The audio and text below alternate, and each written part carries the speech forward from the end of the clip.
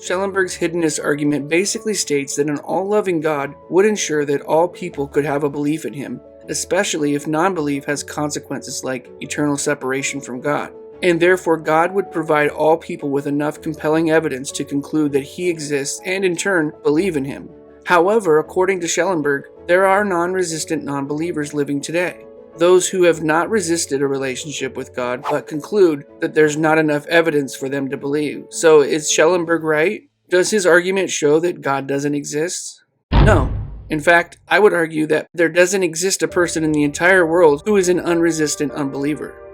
When a skeptic says, I want to know if there is a God, but he hasn't shown himself to me, I wouldn't automatically categorize them as unresistant. Either it means they're looking for a God of their own imagination, a God that doesn't exist, or that statement is a call to the God they already know is there, but they want him to reveal himself to them in a way that they find satisfactory.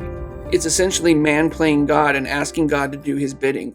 If someone was truly unresistant, they would be overwhelmed by the Holy Spirit and would come to the conclusion that they've been living in chains, trapped in a life of sin apart from a holy God because of their own selfish desires.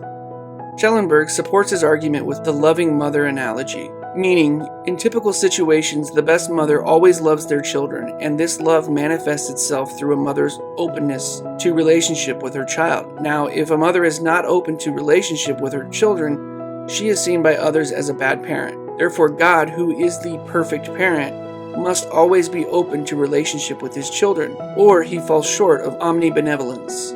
This implied assumption by Schellenberg is that one's openness to relationship is positively correlated with one's love, or if one is truly loving, then one will always be open to relationships.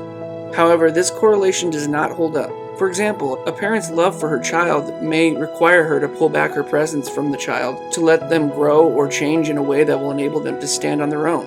In their early years, children must eventually learn to walk without the hand of their parent guiding them, or later on, a young adult caught up in a vicious cycle of addiction or drug abuse may need their parent to cut them off, so as to not enable them to fall deeper into their addiction.